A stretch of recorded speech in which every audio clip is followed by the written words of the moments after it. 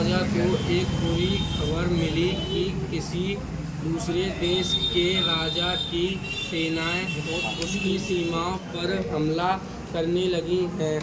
थोड़ी सी देरी में यह खबर शहर के हर कोने में फैल गई। हर एक युवा स्त्री पुरुष और छोटे और बड़े सभी लोग सेना में भर्ती हो गए। शहर में एक गरीब बुढ़िया भी रहती थी। उसके बुढ़ापे का सहारा और आंखों का तारा उसका 12 वर्ष का बेटा ही था। संकट की खबर सुनते ही बुढ़िया लड़के को राजा के पास ले गई। यह वहाँ उस समय लड़ाई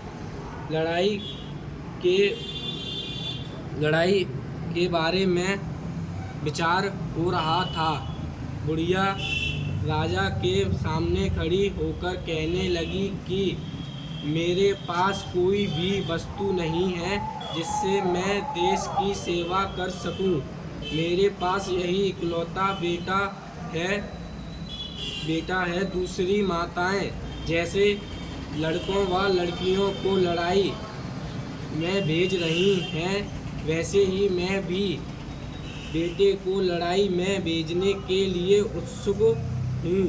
राजा ने बुढ़िया की ओर देखा और कहा कि मेरी यह इच्छा है कि तुम इसको घर वापस ले जाओ।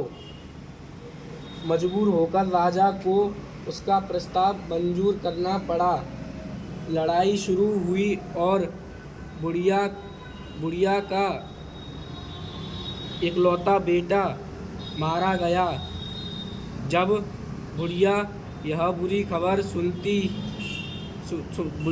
सुनते ही राजा के पास पहुंची तो राजा ने कहा कि अब रोने से कोई लाभ नहीं है। बुढ़िया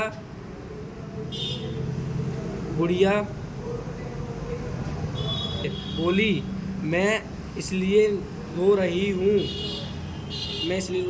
अगर दोबारा लड़ाई हुई तो दूसरा बेटा कहाँ से लाऊंगी।